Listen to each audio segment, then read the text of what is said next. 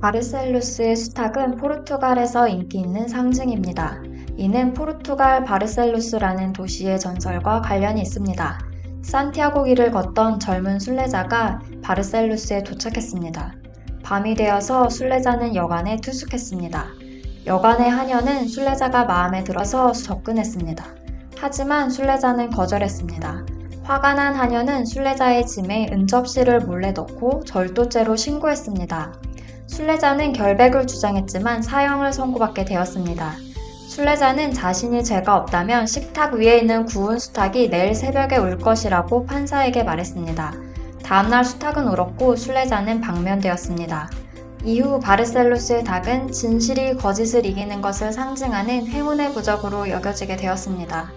창고에 TV 재고가 100개 있습니다. 데이터베이스에는 TV 재고가 50개로 기록되어 있습니다. 어떤 숫자가 사실일까요? 어떤 숫자가 진실일까요? TV 재고가 100개라는 것은 사실입니다. 그렇지만 진실은 TV 재고는 50개입니다. 판매 담당자는 데이터베이스에 기록된 재고 수치에 따라서 주문을 받습니다. 실제 재고가 100개가 있다고 하더라도 팔 수 있는 TV는 50개인 셈입니다. TV는 100대가 재고로 있지만 창고에 가서 TV 수를 일일이 세지 않는 한 TV 재고는 50대인 것입니다. 중요한 것은 사실이 아니라 진실입니다. 사실, 팩트는 객관적으로 검증 가능한 현실 사건 또는 상태를 말합니다. 진실, 트루스는 개인의 신념, 가치관, 경험 등에 기반한 주관적 판단을 말합니다. 사람들은 사실이 아니라 진실에 따라 행동합니다. 디지털 경제 시대에 사람들은 두 종류 세상에 살고 있습니다. 아날로그 세상과 디지털 세상입니다. 사람들은 실제로는 아날로그 세상에 살지만 디지털 세상에서 기록되고 분석되어 제공되는 사실에 점점 더 의지합니다. 실제 사실이 아니라 디지털 사실이 진실이 되는 세상은 과연 사람에게 좋은 것일까요?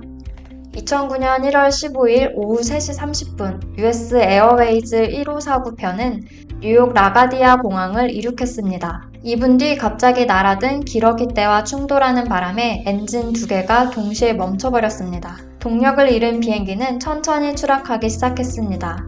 셀렌버거 기장은 기지를 발휘해서 허드슨강에 비상 착륙하기로 결정했습니다.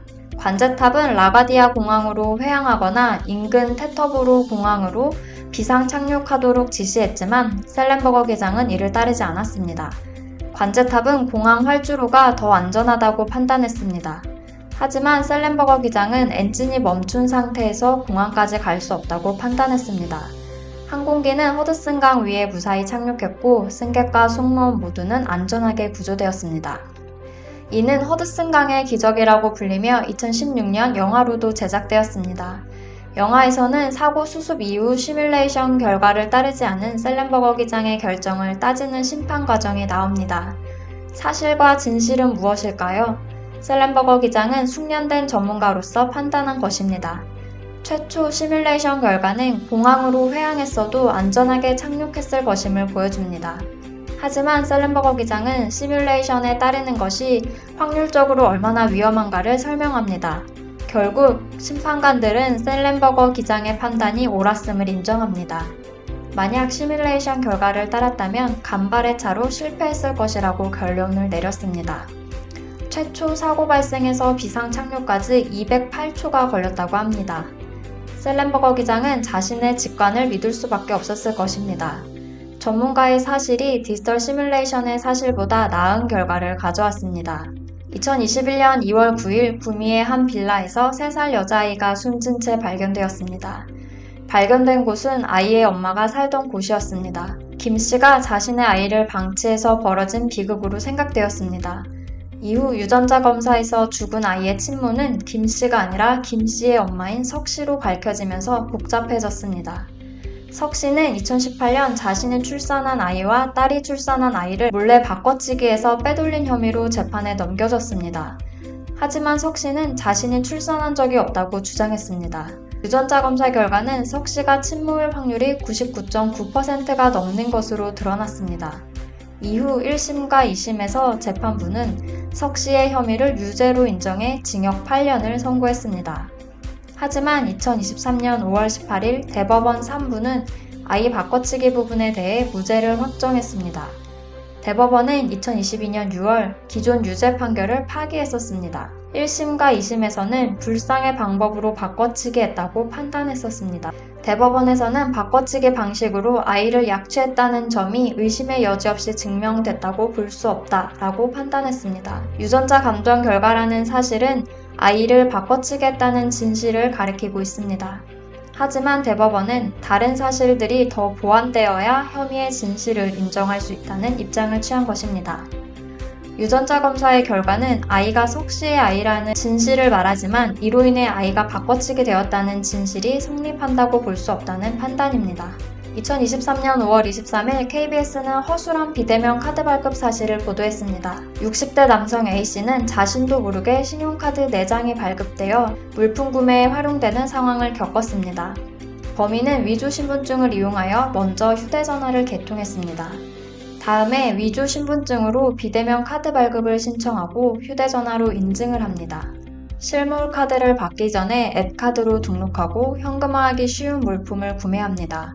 거래 실적이 전혀 없는데도 카드 발급이 되는 점과 2천만 원이 넘는 휴대폰을 구매해도 거래가 승인되는 점 등은 이상거래 시스템이 허술한 탓입니다. 무엇보다도 심각한 것은 신분증의 이미지 인식 시스템이 본인 여부를 확인하지 못한다는 점입니다. 이는 이미 은행권에서 발생한 비대면 여신대출 사고와 동일한 수법입니다. 금융기관들이 비대면 신분증 인증 시스템을 제대로 구축하고 있지 않기 때문에 발생합니다. 이미지 파일로 전송되는 신분증이 원본인지 사본인지 구분하는 것도 쉽지는 않습니다. 사고 발생 이후 금융기관의 대응도 문제입니다. 피해를 당한 금융소비자에게 여신 상환을 요구하거나 카드 대금 분할 납부를 제한하기도 합니다. 디지털 사실이 진실이 아닐 가능성에 대한 확인과 사후 절차도 미흡합니다. 디지털 사실을 진실로 받아들여도 될까요? 디지털 데이터를 그대로 활용해도 될까요? 데이터 분석 결과에 따라 의사결정을 해도 될까요? 디지털 세상에는 가짜뉴스가 넘치고 있습니다. 딥페이크 기술을 활용한 가짜 음성이나 가짜 영상도 쉽게 만들 수 있습니다. 소셜 플랫폼의 콘텐츠들은 누군가의 이익을 위해 의도적으로 생산된 것일 수도 있습니다. 더군다나 GPT로 대표되는 거대 언어 모델들은 그럴듯한 가짜 콘텐츠를 쉽게 만들어냅니다. 4차 산업혁명을 통해 피지컬 세상, 바이오 세상, 디지털 세상이 하나로 합쳐지고 있습니다. 이러한 변화는 조직과 사람들을 보다 편리하게 합니다. 하지만 디지털 사실들은 참이 아닐 수도 있다는 점을 기억해야 합니다. 디지털 신뢰는 디지털 경제에서 살아남기 위한 기초 조건입니다. 디지털 신뢰를 확보하지 못하면 사용자를 확보할 수도 유지할 수도 없습니다.